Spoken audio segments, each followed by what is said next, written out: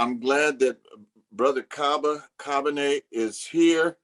What a tremendous resource he is for our community. He's probably too modest to say that, but he is on the level with all of those scholars that we think about: Dr. Ben, Dr. Clark, Leonard Jeffries, and here he is. He I don't know where he was coming from, but he was in traffic, and he called me and said, "Hey man, I'm running a little late, but I just want to let you know that I'll be there in a few minutes." And here he is. And so he gives his life to the community, to the African-centered community, a scholar.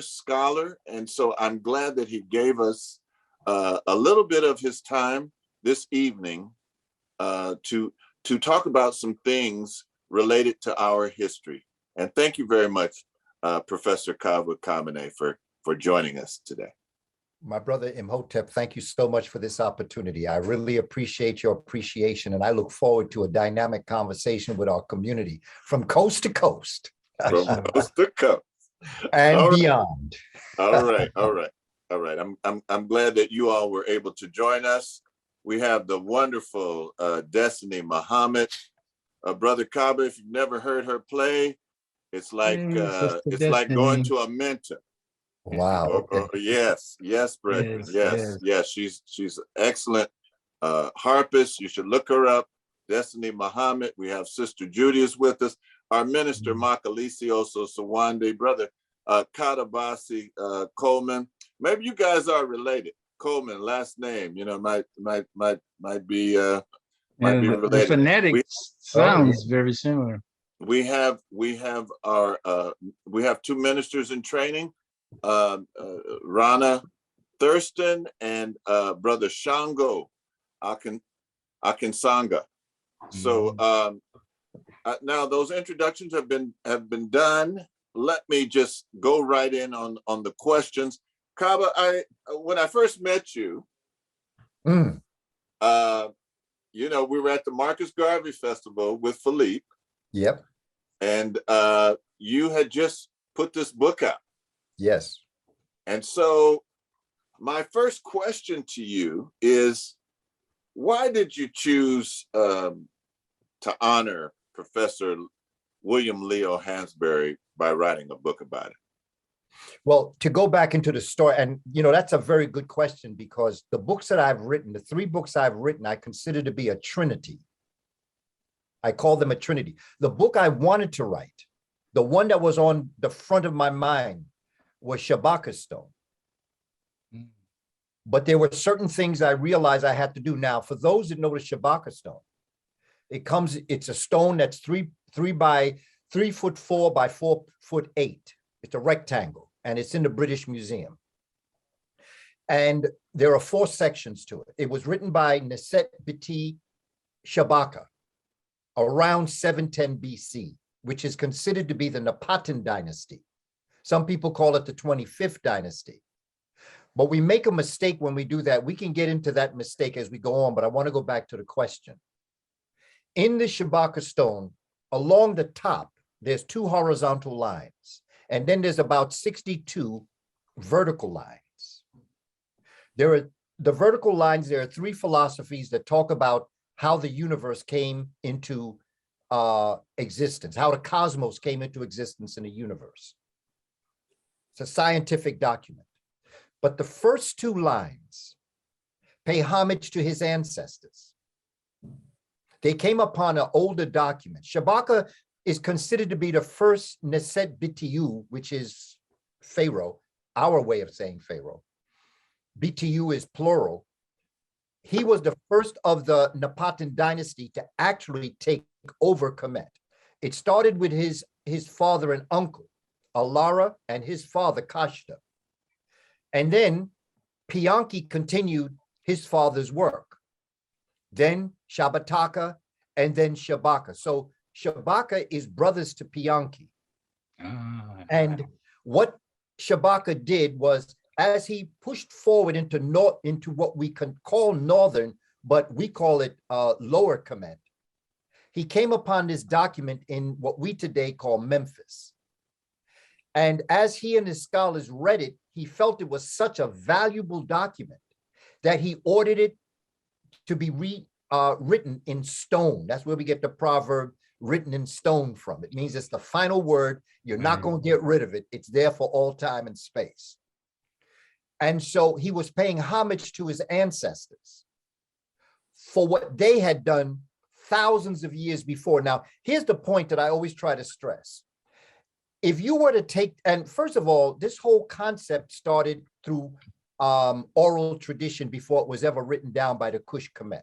However, if you were to, in a way, guesstimate when it was first written on papyri, because what Shabaka said is that this document, we don't know if it was carved on leather or written on papyri.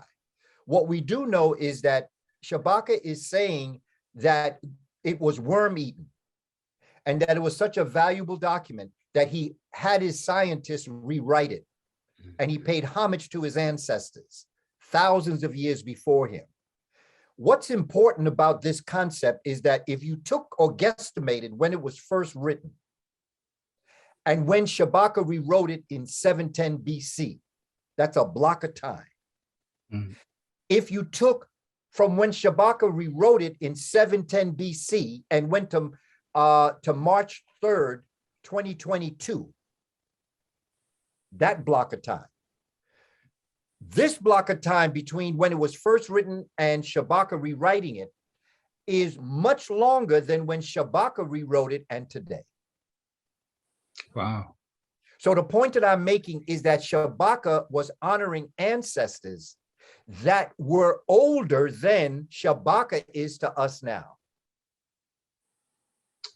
Yes, indeed. Yes, indeed. That's how deep this is. Now, here's the key. Here's the answer to your question. All right. When I got my first master's degree, I was working with Professor Clark at Hunter College. That's where I got my degree from. But they would not allow Dr. Clark to be my supervisor. They said it had to come through the history department. Dr. Clark was the chairperson for the Black and Puerto Rican Studies department at Hunter. So they didn't allow him to be my supervisor for my paper, for my master's degree. Mm-hmm. But he was unofficially who I said. And I said to him, well, Dr. Clark, what do you think the most impressive thing, what's the best kind of paper I could write? And Dr. Clark told me, he said, look, we have people with money, Black folk with money. We have Black folk with schools. We have Black folk with principles. What we do not have for our children is a curriculum. Dedicate your life to curriculum and staff development. And I said, wow, that's very interesting. How should I approach it? He said, I need you to study the life and times of someone who I think had one of the most important impacts in my life. He said, I'd like to learn some things. And I said, well, who is it? And he said, it's Professor William Leo Hansberry. Wow. Wow. But now, here's the connection. I wanted to do more than just write Shabbat Stone. I wanted to demonstrate to our community. So what I did in honoring Professor William Leo Hansberry as my first book is the same thing Shabaka did with his ancestors. See. And that's why it's called an intellectual libation to America's African Studies Department. Yes, so that's a good, that leads me to my next question, and a great explanation of bringing all those parts together. Why do you call him the architect of America's Black Studies Department? He is the first professor, teacher, to implement the first study of African history. African history taught back in the day, even at Howard University, African-American history did not have a department. It was part of social studies. At Old Atlanta, which is now Morehouse, there was no department of African-American studies. It fell into American history. What Jesse Moreland, did as one of the one of the people on the board of Howard University. He met Professor William Leo Hansberry in North Carolina when Professor Hansberry was doing a series of lectures along the East Coast. Jesse Morland wanted to develop some form of an African-American studies program at Howard University. So when he heard Professor Hansberry talk, he went to him later and said, look, we need you. He was at Straight College, by the way, which is now Dillard in Louisiana. And he was teaching African studies there. But Jesse Morland persuaded Professor Hansberry to leave and come to Howard in 1922. And Professor Hansberry developed the first 3 courses in any accredited college in African studies. He literally took African experience out of the European perspective, and he created a department of its own, the first one in an accredited college. Now, I'm saying accredited college because we were always teaching our history, but we didn't do it in an accredited college. You could not get credit for it. It was something that you did, but you never mentioned it because it didn't mean anything if you were going on to higher levels of education. What Professor Hansberry actually did, and by 1925, he created a symposium, and I've got that symposium in the second part of the book on Professor Hansberry. June 3rd and June 4th, I believe the dates were, but it was in 1925. And Professor Hansberry took some of his most brilliant students, and what he literally did was drew maps, lithographs, all sorts of visuals that never existed in the known world up until that time. There were, and he called it Alpine Ethiopians, the mountains, the Ambas. And what he did was he introduced information in 1925 that never existed before. Okay, you're getting a little ahead. That was going to be one of my questions, but I wanted to just mention, you know, when I was going through this book, I ran across the name William Steen. Yes. And William Steen was married to my wife's great aunt. Wow. And I met him in 1989. And, wow. You know, so we went by the house. I didn't know who he was. I'd never heard of him. And, you know, Doris was there talking to her aunt, and, you know, he had these photo albums, and here he is. He's in pictures with Nnamdi Azikiwe, the president of Nigeria. And, you know, he's in, you know, Joel A. Rogers and different people like that. And, you know, I was just marveling at that. And he was impressed that here's this young person, you know, that knew who these people were, you know, and so we had come together. And then I'm reading your book, and here you're explaining his interaction with Professor Hansberry. I'm just very impressed with that. But the question, and you were going towards that, could you briefly discuss the symposium of 1925? The symposium had over 30 papers. It was a 2-day symposium in 1925 at Howard University. And he and his students developed a track. If you go to my study guide is a superimposition of what Professor Hansberry did. He took it from the beginning of time into the morphological stages of the human being in Africa. This had never been done before. And the reason why he was able to do it was because his father, Eldon Hansberry, was a professor at Alcorn A&M in Mississippi, where he was from. And his father died when he was 3 years old. And he inherited his father's library. His father was like probably one of the finest specialists in the Roman and Greco world. Wow. And he had a lot of books on Rome and Greece. And he kept reading this concept of an old Ethiopia, the land of the gods. And as his life continued, he began to study. And in 1916, the Crisis magazine had spoken about a book written by W.E.B. Du Bois titled The Negro. He ordered the book. This was during the summer. He ordered the book in 1916. And to put it another way, all of his life's dreams and ambitions of understanding old Ethiopia were answered in this book.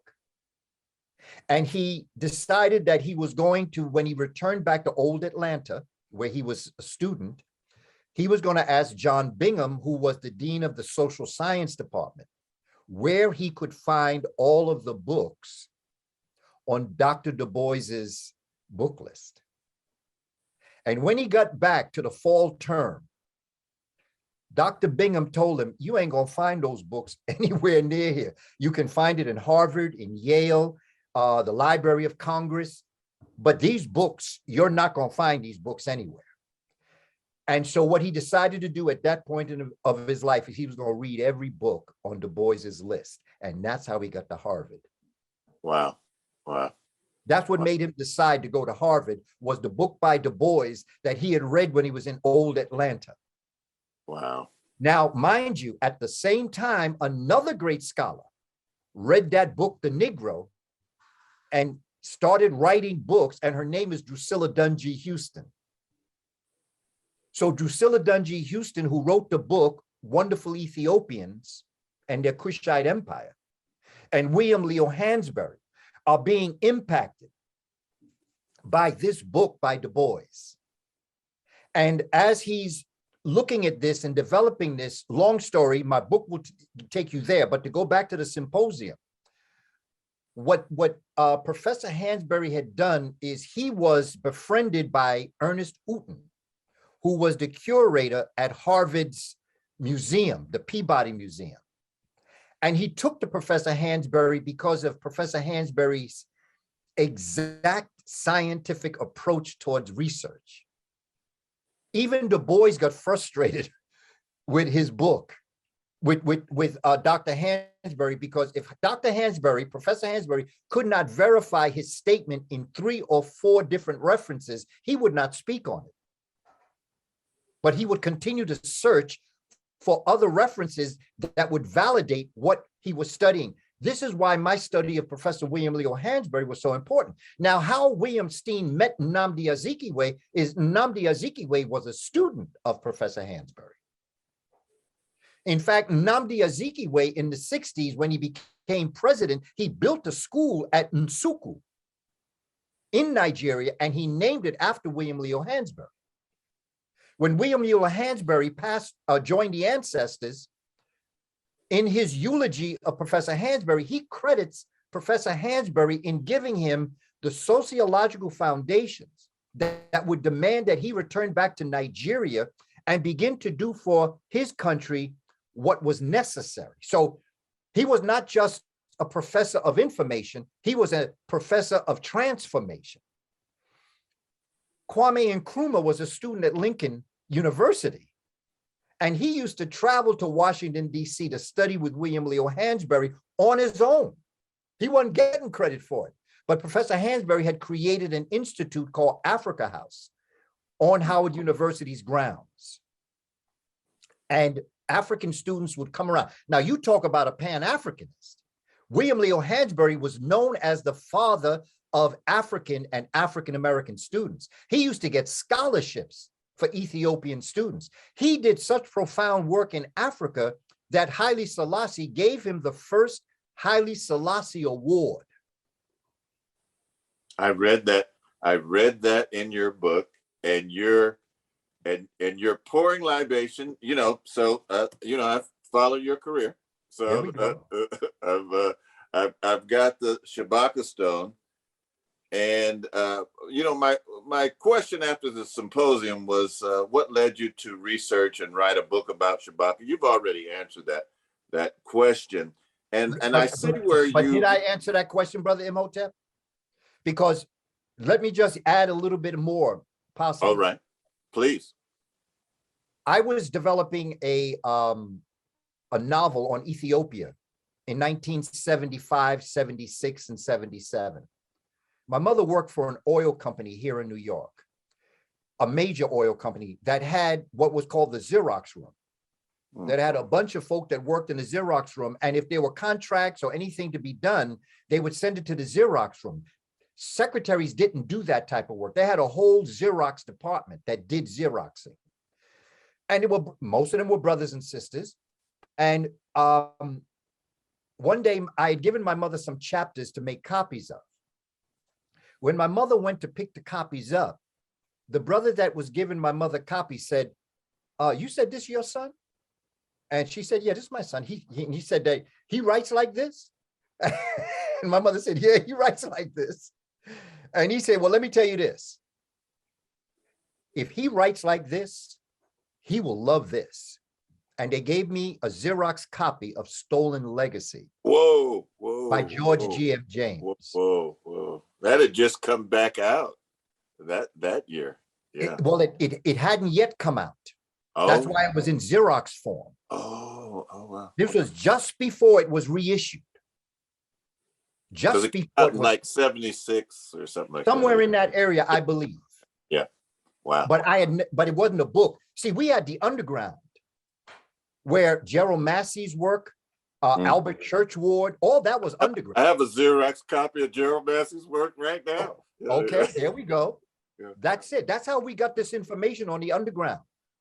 And so when I read, and then I started reading it, and then I got to chapter 8 with page 139 to 151.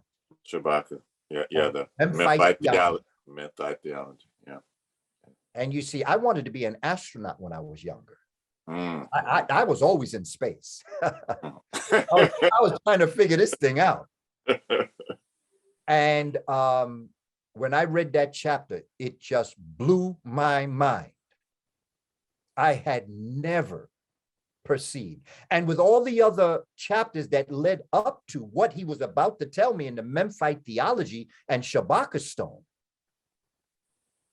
and I made it my business, I promised myself that I would write something about Shabbat Stone because to me, it was too important not to do it.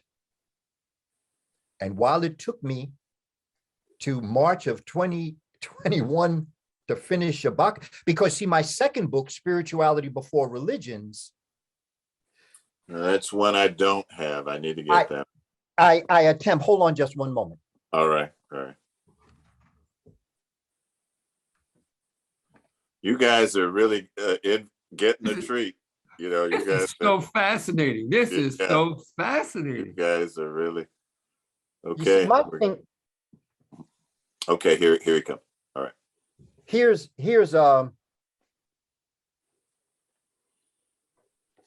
Spirituality Before Religions. Yeah, I need to get that book. Yeah. This front cover, there was an elder brother. We had a lecture series here called First World Alliance. And there was a brother that worked for IBM. He was one of the first African Americans to work for IBM in New York. And he was a graphic designer. He was an artist. And that's what he did for computers. He designed programs. But he was really interested in the work that I was doing. And whenever I would do a presentation at First World Alliance in Harlem, he would come from Connecticut. And one day he invited me to co-produce at Yale School of Art with him. And he developed, it was like a papyri. It was a rolled up thing that told the whole history of Africa. And it was put around the entire room. And I didn't stand in front of the class or the room and present. What I literally did, we did a walking tour of his work. And in one of the sections, he had the Memphite text. Wow. He invited me back home to eat dinner with him and his wife and family. And I went back and he brought me into the room and he said, I want to gift you. And what he did was that he gave me a series of he had done where he had envisioned the Memphite text and Shabbat Stone from what I was teaching him. He drew a picture of it. Didn't get that. And Could you try again? his name, I don't know where she coming from. And he and what he did was that he developed the entire concept. He shared more than just this with me, but this is his front cover of what he did. His name is Nelson Ford, and he's an artist, but he retired from IBM. Shabbat Stone was meant to lay out and analyze various Kemetic texts, Memphite text, pyramid text, coffin text, the Book of the Coming Forth Today by Night, the Aten text, okay, and then Shabbat Stone. Because, you know, when you take algebra, you take pre-algebra, or you take calculus, you take pre-calculus. Well, I felt that before I could get deep inside Shabbat Stone, this is why it's a trinity, from the book on Professor Hansberry, I wanted to draw our community into a critical analysis of not just our ancestors' writing, but I wanted to Africanize it. And what I did not mention one religion. I did not insult any religion. I did not say this is where Christianity came from. This is where Hebrew came from. This is where Islam. What I did is I laid out the scripture in Africa, knowing that the way I presented it, any religion from A to Z, agnostic, Buddhist, Christian, Muslim, Zoroastrian, you'd find your scripture in Africa. Yes. And that was to unify our people. Let's stop arguing about what religion, because Malcolm told us, they don't attack you because you Christian, Democrat. They don't attack you because of the social club you belong to. They don't attack you because you're Muslim. They attack you because you're Black. And so what I wanted to do was to institute a perception of understanding. Where did spirituality come from? Before you even deal with the religions who are the children of spirituality, what is spirituality? Where did it come from? And I'll tell you where it came from. In fact, Dr. George Washington Carver will tell you where it came from. It came from botany. Because as our ancestors saw, that when they would drop a seed in the earth would pull it down. And then coming up out of the earth would come this plant. This plant would grow, it would age, it would die, decay, and then next season it would resurrect itself.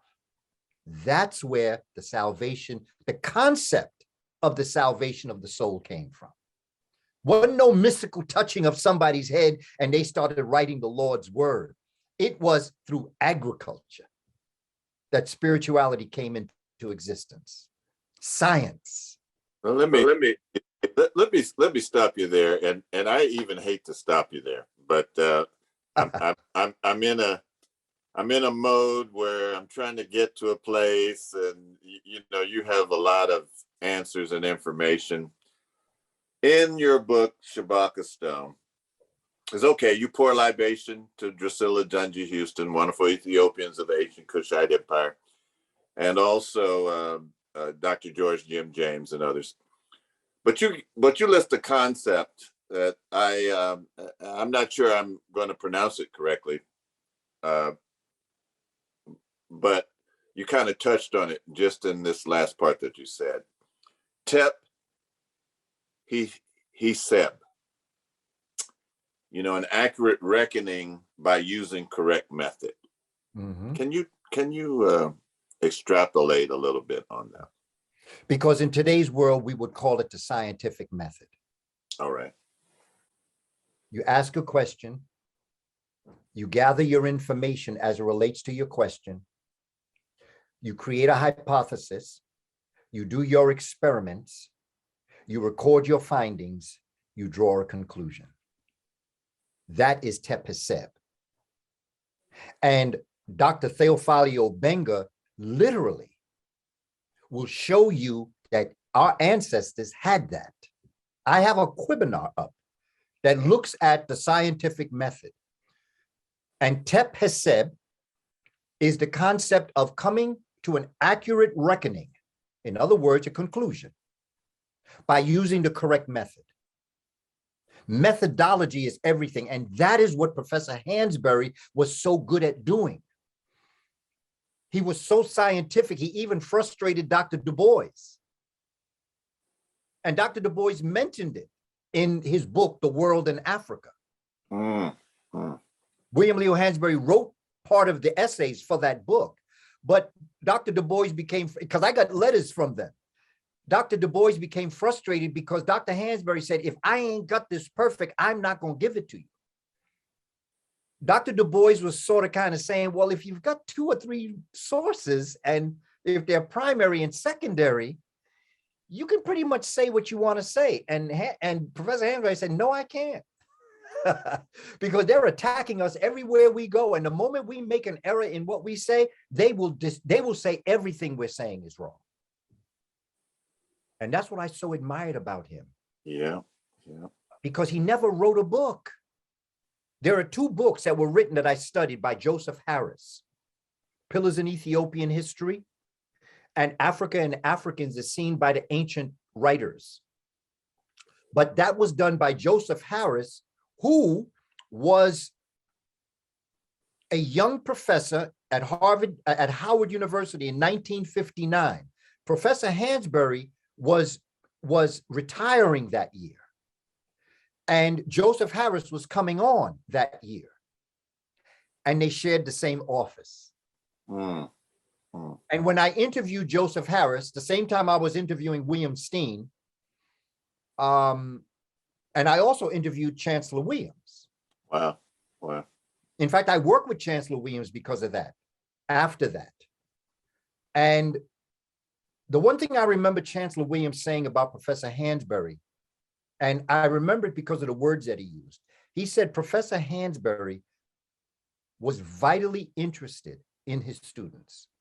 Not just how you're doing in his class, how you're doing in life. Do you have enough money? Are you eating properly? Do you have the proper clothing? And that's what Chancellor Williams, Dr. Williams, instilled in me. And that's the one thing I mentioned in the book because that stood out to me, was the fact that it was beyond that. And in my years teaching college, I took that same interest in my students. But see, I had a little bit of an advantage because I started teaching in New York as an early childhood. I'm a kindergarten teacher because I wanted 4- and 5-year-olds to see a Black man. And I could write a book alone on my children that I've had that say, you look like my daddy. I wish you were my daddy.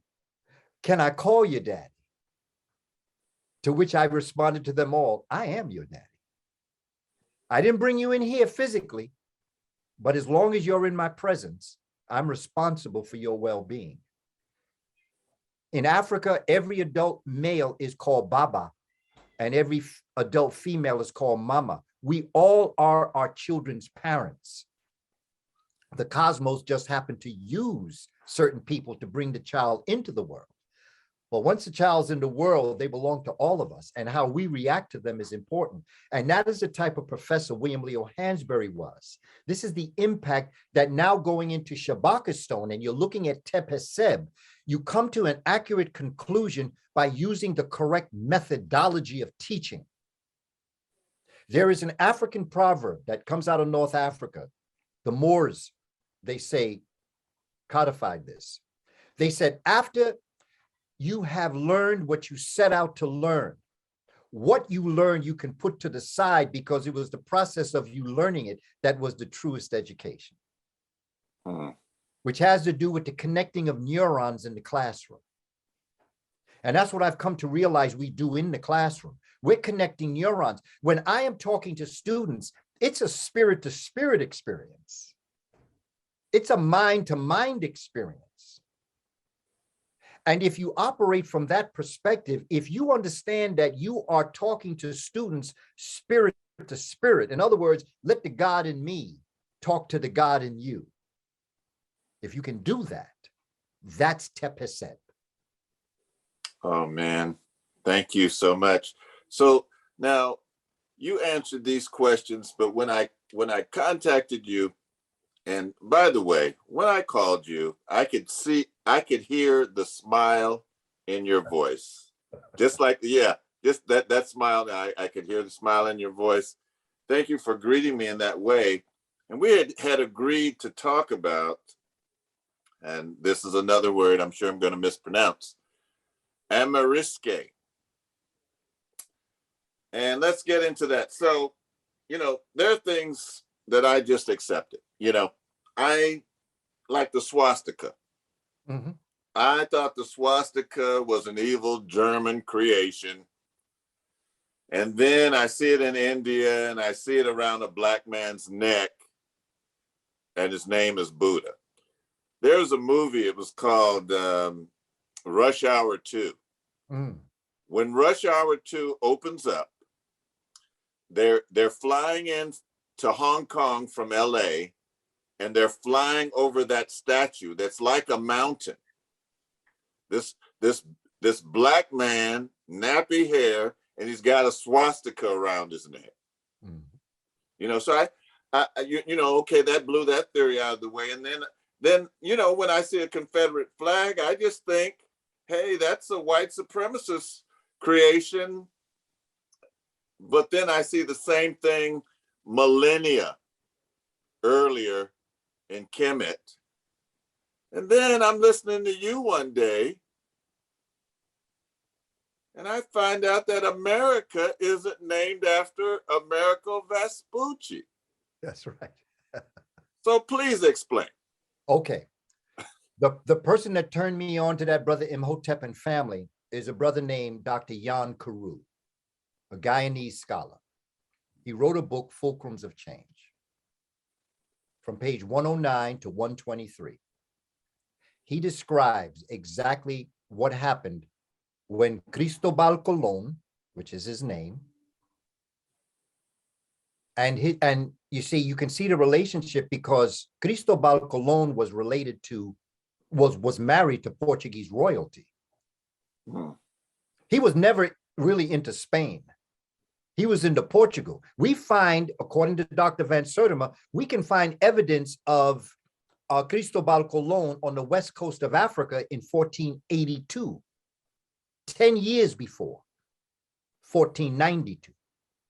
And the reason why he knew of America was because he was working with the Moors, the Africans.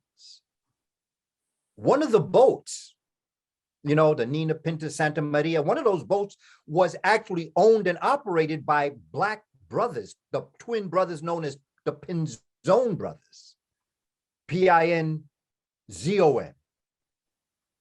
There were Black people all up in Cristobal Colon's life. They taught him how to do it. They taught Prince Henry the Navigator. I remember when I learned about Prince Henry the Navigator, but nobody ever told me who taught him how to get on the water, who taught him how to build the boats.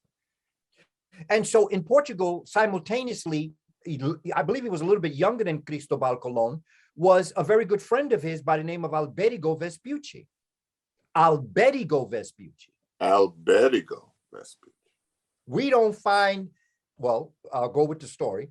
And then now Alberigo is going to come down and he's going to go into the Americas. Now, remember the Treaty of Tordesillas is the treaty that was signed that gave the east of the world to Portugal and the west of the world to Spain. This is what the Pope did. Yes. Is this, oh, okay. Exactly. It's called the Treaty of Tordesillas, Tordesillas. Please excuse me. I'm a teacher. I got to spell. Oh, no, go ahead.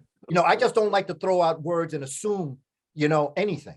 Yeah. So I want to spell it because, like I say, don't believe a word I say. I just want to make us think. Because I know, we can approach each other and I can talk to you like I want you to believe what I'm saying. I'm hoping you don't. I'm hoping that you'll say, wow, I never knew that before. Let me do the research because I just gave you a book, Jan Carew's book. I'll give you the research, but I don't want you to believe me.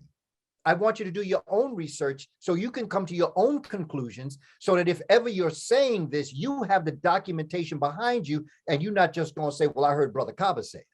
Yes. Yes. You're gonna say, I had the book by Jan Carew, and I read this, and this is what he dropped on me. Now, let me tell you something else. I did this presentation about the mosquito last September 2020. And it was put up on my Instagram page.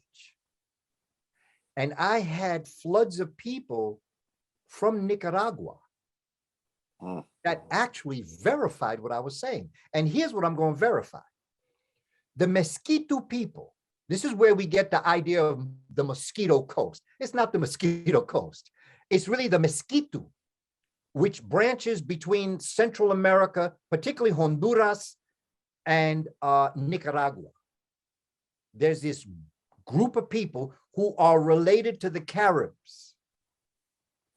When I did this, there was a sister that was from Nicaragua. And she contacted me and she said, I have never heard anybody say what you said about Black people. She said, because I am one of them that you're talking about. And she sent me a book. It's called Yapti Tesla. And it talks about the origins. She told me about Daniel Ortega of the Sandinistas was one of the biggest racists in Central America. And here we supporting Daniel Ortega and things like that. Right. Know that he squashed the Black presence in Nicaragua. He did to Black people in Nicaragua what Putin is doing to Ukrainians today.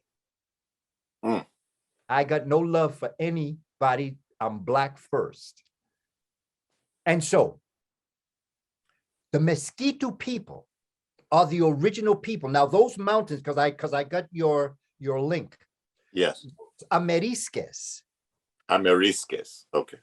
Which is a Mayan word coming up out of the African experience that represents what's considered to be the wind of God, the breath, shu in Shabaka, shu, which is air.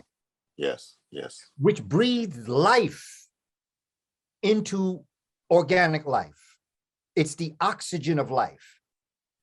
It also has another view dealing with gold. When Alberigo Vespucci gets to this part of the world, what he does, he collaborates, conspires with Cristobal Colon, because what he wants to be done, remember, Colon is related to Portuguese. What he does, and if you see, there's a second Treaty of Tordesillas written that pushes the line of demarcation more west. And the reason why it was pushed more west is when you look at a map of South America, you'll see how much of South America Brazil takes up, run by the Portuguese. Yes. You see, and then you see Chile, and you see Ecuador, and you see Panama, you see Paraguay and Uruguay and Argentina and things like that. But when you look at Brazil, you're looking at the forest. And what the Portuguese wanted is that they wanted more land. So what they did is they conspired to push that line of demarcation the second time, moreover, to give Portugal more and Spain less. Now, what a lot of people don't know is that on Cristobal Colon, Christopher Columbus's fourth voyage, the Spanish come out and they arrest him. And they put him in the bowel of the boat, bring him back to Spain, try him for treason, and find him guilty and put him in prison. And his son, Diego Colon, because Columbus, why is his son named Diego Colon, but he's Christopher Columbus? His name was Italianized to be Cristoforo Colombo. And then during World War II, it was Anglicized to Christopher Columbus. His name was Cristobal Colon. And so what occurred is that his son Diego came and tried to get him out of prison. And this is in the Life of Columbus by John Boyd Thatcher, 3-volume set. And the Spaniards said, well, we're going to take all of it, because he wanted to become king of the West. Columbus's idea was to become king of the Americas. And so on his first voyage, he ends up in the court of Paraiso in Portugal. And the Spaniards say to him, why did you go to Portugal? Why didn't you come to Spain? We don't want to pay you. He said, well, there was a big storm and it pushed me into Portugal. And the Spaniards do their diligent research and find out it wasn't no storm. What it was is Columbus was going back to the Portuguese to tell them what he was finding, but he was using the Spaniards' money for it. Mm. He was a double agent. And so by the time the second Treaty of Tordesillas comes and the Spaniards figure out what he's doing, they arrest him.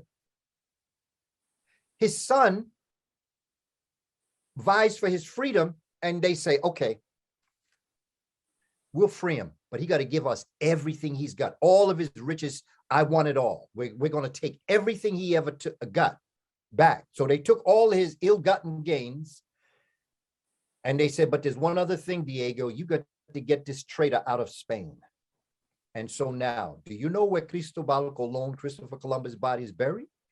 No. It's in the Dominican Republic. Is that right? Yes, it is. See, Spain's trying to get him back now because he's become popular. But Christopher Columbus and Benedict Arnold were synonymous up until the 1850s as to how the world looked at them.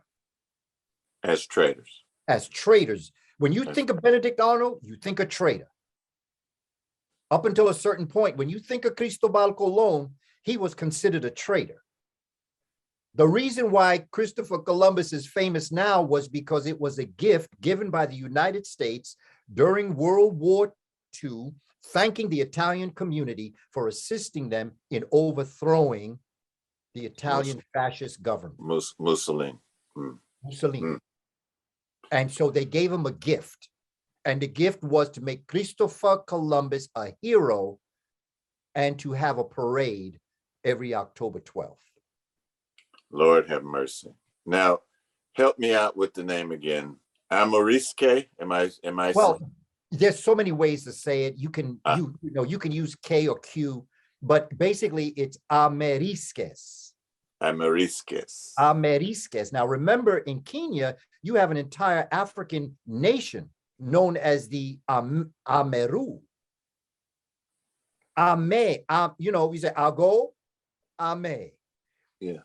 There is no linguistic derivative of Ame, Amer, Amerrisques in the Latin language. So it could not have come from them. And the first time we see Alberigo Vespucci's name as Amerigo Vespucci is in 1502. Everything before 1502, his name is Alberigo. From 1502 on, his name is Amerigo because Native Americans said that there's a disease that Europeans have that only gold could cure.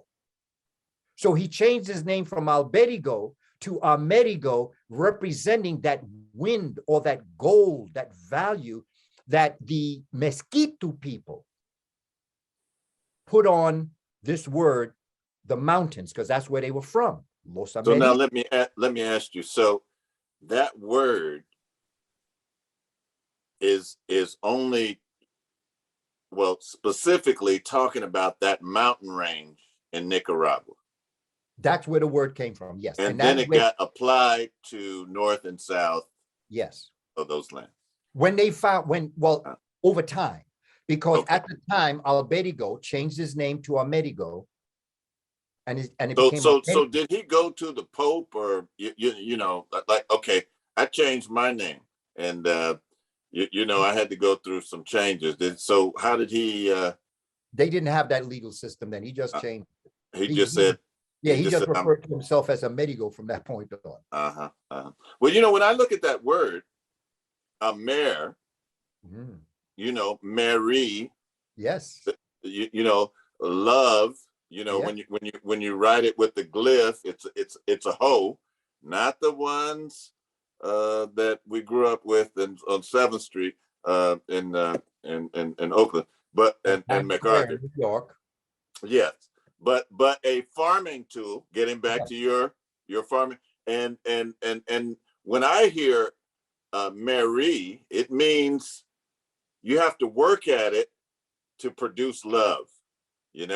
That's what I get That's what I get from it. And then, okay, Ameri, you know, that's an African word. I just know, just phonetically, you know, things that I've studied. It's applied to Aset, you know, that word. And anyway, that is one of the most fascinating things to me, Kaba. That, and you brought it out, man. This America, God, you know what? I wish these racists would get their own concepts. You know, at least do that. That's it.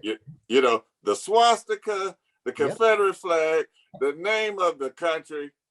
You know, at least do that. Yeah. The only thing that Europeans existed, in fact, Indo-Europeans, the only things that Indo-Europeans created was the patent office and the Xerox machine.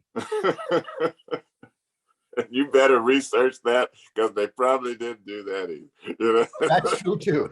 But I'm gonna give them credit for that, because they done took everybody's idea and put their name on it in Xerox. That's right. You're gonna find some brother that introduced and his wife told him how to do it. That's right. That's right. But you see, when someone tells a perfect lie, the truth is unbelievable. And when you're dealing with a shameless people, they'll steal your stuff right in front of your face and then dare you to think that it's yours. And they'll arrest you if you even think it's yours. Yeah. These individuals have no shame. They have no morality. They have no concept of dignity or integrity. And I'm not speaking in absolutes. I don't speak in absolutes. But I do understand, as a people, they don't have much going for them at all. And my great concern is not that they are who they are. My great concern is we think they are who they think they are. Because if we understood them for what they really were, this would be ours. Yes. Brother Kaba, I wanna pause now. And we have these sisters and brothers that are here, and you're here, and I have to say, okay, it's like almost 11:30 where you are, and you've been, and actually some people are like, okay, Sugar D, she's in Hampton, and Judy's in Atlanta, and Makalisi's in Virginia. So I want to give them a chance to ask if they have any questions that you can address, and then we're going to close. Okay. Sounds so all right. So Brother Shango, go ahead. My brother, I would like to thank you for a very excellent presentation. And the thing that really has struck into my consciousness is that my eyesight is starting to fail me, but my ears are getting better. And that it appears you have been into a number of YouTube clips, and also the volumes on colors. I think you was one of the presenters in colors. And I'm just wondering if truly, if you are that same person. That's statement one. And then the other statement is, I noticed that when you mentioned Leo Hansberry and also Drusilla Dungy, both of them caught hell from us as a people. Is not believing their greatness, but particular Sister Dungy, who a lot of Black scholars at that time didn't want to give her any credit for her writings. And I know from experience at being at Howard University that Leo Hansberry, I mean, they put him in about the smallest office that they had there on campus. I mean, they really treated him with no respect. But the students at Howard in 1972 had a presentation of honoring him for his works and whatnot. So some statements on Drusilla Dungy and Leo Hansberry, and are you involved in colors and some other YouTube clips? That's my statements. Yes, my brother. Hidden Colors. Yes. Yes, Hidden Colors. In fact, I've been in every Hidden Colors. Yes. Including the one that's coming out now. It's called American Maroon. Okay. And I just participated in my contribution to it about 2 months ago. And we went to Senegal Village, Seneca Village in New York. We filmed right in Seneca Village. Okay, in New York, right. Yeah. Central Park. Central Park. That's exactly right, brother. Right. And in regards to your other question, it was funny because right after the symposium of 1925, when William Leo, well, let me back up for a moment and explain to you what the problem was from my research. All of William Leo Hansberry's life, for the most part, his greatest challenge was money. Money to be able to go to Harvard, money to be able to do what he wanted to do. Everything dealt with money. He had very serious problems. Right. By the time he got to 1917, 1918, 1919, he was getting scholarships and contributions from people that would keep him in, but his money dried up. But there was also something in the background that he had in his mind. So what he did is that he enlisted in World War I in 2019 at the advice of Dr. Du Bois. And he was only there for a couple of months because the war ended very quickly. By the time the US got involved in World War I, it was on its way out. Right. What William Leo Hansberry knew is that at that time in universities, at Harvard in particular, if you had completed 3/4 of your coursework, and if you participated in the war, you would be given a special, what's called a SB degree, which was called a war degree, that would give you all the rights of a professor. So William Leo Hansberry saw that if he could get an SB degree, he could start teaching. That's why he went to straight college. And then he'd be able to make money to be able to go back to Harvard to get what he needed. Because remember, he wasn't in Harvard because he wanted to study. He was at Harvard because he wanted to read the books on Du Bois's list in the Negro. Wow. Wow. And so he's teaching. He goes and he teaches he gets the SB degree. But on campus, remember who you have on campus. You have people like Carter G. Woodson. You have people like Elaine Locke. You have people like Ernest Just, the great biologist. Okay. Right. I'm going to put Carter G. Woodson aside because he was supportive of William Leo Hansberry. Elaine Locke and Ernest Just, after the symposium, fasten your seatbelt, family, they brought charges against William Leo Hansberry and tried to get him kicked out. Stanley Durkee, a European American who was president of Howard University, attempted to fire William Leo Hansberry. The student, if you go back and read the book, the newspapers, at that time, the students did the same thing they just recently did. They went on a boycott and they raised all sorts of heaven and said, "You're not touching William Leo Hansberry." Right. And the entire board of Howard University went into conniptions because now they were in trouble. William Leo Hansberry would have a full class while Elaine Locke had 5 students. William Leo Hansberry taught summer school. His classes were full. Elaine Locke, they had to close his class down. The same with Ernest Just. I have a letter from Professor Hansberry to Jesse Moreland. And he said that it was emotional zeal and professional jealousy that made them do what they did, to bring charges against him. From that day on, they gave William Leo Hansberry hell until he retired in 1959. Right.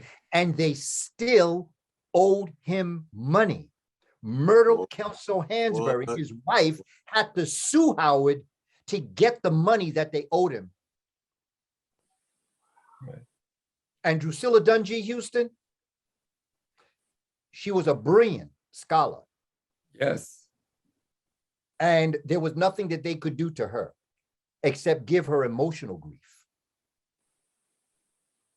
But when I studied, and I think I also understand why Professor Hansberry was referred to me by Dr. Clark, because when I think I'm having a rough time, I think of what Professor Hansberry went to, and I apologize for even thinking I'm having a rough time. Yeah. He is a good person for me to always focus on because of what he did. And when you read his life, this is not the definitive story of Dr. Hansberry. There were things about him that I know that I didn't put in the book because I didn't want to get personal. I simply wanted to present this man as an architect of a department that never existed before and was able to assemble a student body that would draw. His art students drew maps of Ethiopia and Africa that never existed before. They drew maps of the mineral wealth of Nigeria that never existed before. He brought things into existence that never existed before. And that's what I attempted to do with the curriculum that I'm writing. Because there are things, well, first thing we have to realize, when someone tells a perfect lie, the truth is unbelievable. Right. For me to tell folk, and quoting the work of my brother, Dr. David Imhotep, and the first Americans were Africans. For me to tell people that Africans, the Twa Mbuti people, were in America 100,000 years ago. When I can show evidence of them finding the bones of a Black woman in San Diego, California, that are dated to be between 80 and 90,000 years old, people look at me like I'm crazy. They say, brother, you out your cotton picking mind. And I say, you right. I am out of my cotton picking mind. The problem is you're in a cotton picking mind.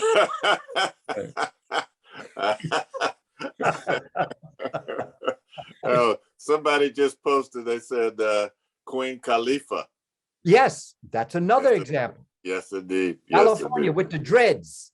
Yes, yes. And with the braids, looking just like Akhenaten's daughter. Yeah. Hey, there's another, anyone else have another question before I we? would like to ask one. First of all, I want to tell you, thank you so much. I know you know your work and have watched you. I'm Judy Gresham. I'm originally from Tuskegee. Oh, wow. My daddy from Tuskegee. Your Booker daddy? T. Booker T. Coleman Jr., Senior. Oh my God, I knew it was something that was going to connect us. And I was going to ask you about the Booker T, because I know you as initially from years back as Professor Booker T. Coleman. That's it. But since then, and I'm excited to know and would love to have another conversation with you about Tuskegee. We have another Tuskegean on here that's also a native of a graduate of Tuskegee, Doris Flanders, Sugar D. But I wanted to say, I've been keeping up with you, Kaba. Professor Kaba, I've been keeping up with you on the Philippe Shock Matthews show, just loving watching your interaction, as well as Minister Imhotep has been on, I think, with you, the three of you. And I've seen you in Hidden Colors. And I just want to applaud all the work and the commitment now that I know you're a Tuskegean. What year if I could ask just quickly, when were you born at John Andrew Hospital? No, my daddy was born. And I have family in Marion, Alabama, too.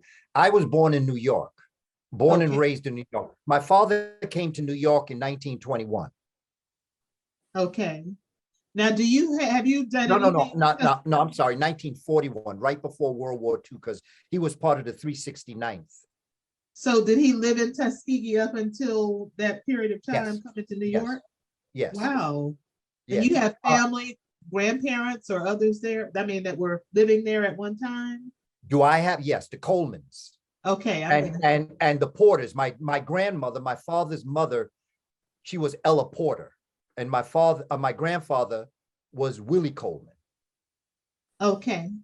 Great information. I'll have to do that. My only other question was, gosh, I think I forgot. I got so excited about Tuskegee. Oh, have you done anything with the university? Have you ever come to the university to do anything? That's my dream. Oh. Not yet. Well, we'll have to make that happen. I have so many different concepts of Tuskegee from the stories my father told me. George Washington Carver. The one thing I remember about George Washington Carver, my daddy said he used to tell the students, never let a man or woman drag you down so low as to make you hate them. Right. And That's there's what an African proverb that says, a bitter heart will devour its owner. wow. And I think that that was one of the spiritual, what Dr. Jeffries calls the African Holy Ghost, that allowed our people to be able to live through what they went through. And Booker T. Washington, and I'm finished, so others can ask questions. Any quick comments about Booker T? Well, not really. Well, the story, see, Booker T. Washington had died the year after my father was born. Okay. So my father was named after him through my grandmother, Wow. who was friends with Booker T. Washington. Wow. And so my father was born in 1914. Booker T. Washington died in 1915. Right. Wow. So there was no connection, but there was a connection with George Washington Carver. Okay. Well, thank you very much. We're so excited and honored to have you here. Oh yeah, and you know, but Tuskegee has always been, from the stories that my father tells me, it all, and because of my name. When I first met Professor Clark, I was 12 and a half. Some old heads, you know, the older brothers and sisters, brought us up to Harlem to meet and to listen to. You know, these were the people that brought me up to see Professor Clark. They were the ones that brought me to the mosque on 116th Street, the Nation of Islam, and they were the ones that brought me to Black Panther meetings. Right. But when they brought me to Professor Clark, I was going into the 8th grade. It was the late June. And when they, at the end, it was like 5 of us who were young, and they brought us up to meet Professor Clark. And when they introduced me to Professor Clark, he said, "Oh, Booker T, you're going to be a great teacher one day." And I laughed because I really wanted to be an astronaut. Okay. Wow. So he knew something I didn't know. Wow. That's beautiful. Thank you. So Booker T has always been a name synonymous with African American and education. Yes. And so that has always been always formalized in my life, along with the fact that my father belonged to the Mother AME Zion Church in Harlem, whose pastor was Dr. Benjamin Robeson, who was Paul Robeson's brother. Whoa, whoa. So I've always been deeply steeped in culture, African American. But let me tell you who brought me into Africa. It was my neighbors from Puerto Rico who practiced Santeria. Wow. And I grew up Roman Catholic. And when I would go into their house and they would be celebrating, and I saw las sietas potencias, or the orishas, I don't see none of that in the Roman Catholic Church. And then when the drumming started and the food started and all that, I was just getting into it. So I often tell people my introduction to Africa was not through history. That would come later with Dr. Clark. But when I was 8, 9, 10 years old, I was up inside of ceremonies of Santeria. My introduction to Africa was not historical, it was spiritual. Good, thanks. Good, thanks. A couple of other questions before we conclude. Anyone else? Do you have your hand up, Destiny? Did you want to? No? Okay. Sugar D, did you have your hand up? No? Okay. All right. Anyone else? Basking in the glow. I won't say nothing. I'm absorbing. I want to thank Destiny because, you know, what we're doing tonight is, this is a recording for one of our Wednesday nights. We're going to play this for our Wednesday night. And then I thought, well, you know, let's have some people, you know, come. And I had actually forgotten until you sent the note today, Destiny, and thank you. And so that's why these others are here. And Professor Kaba Kamene, there is a book that comes out of the Indus Valley, and it's called the Upanishads. And the Upanishads means sitting near the teacher. And when I went to Kemet with Dr. Ben, he said that the educational process took 42 years because it was told from mouth to ear. And that's what we have received this evening. We sat near the teacher and we have received lessons on Professor Leo Hansberry, the Shabbat Stone, the icery of the Americas. And I'm glad that you all were here to witness it. Great session, great class. And as Brother Malik would say, let's give him a black hand. Woo! Yes, indeed. Yes. Great presentation. And he will be back, am I correct? No, he will not. He will be forward. He will be I'm sorry. Okay, forward. Thank you. He'd be forward Excellent, then. excellent. Definitely.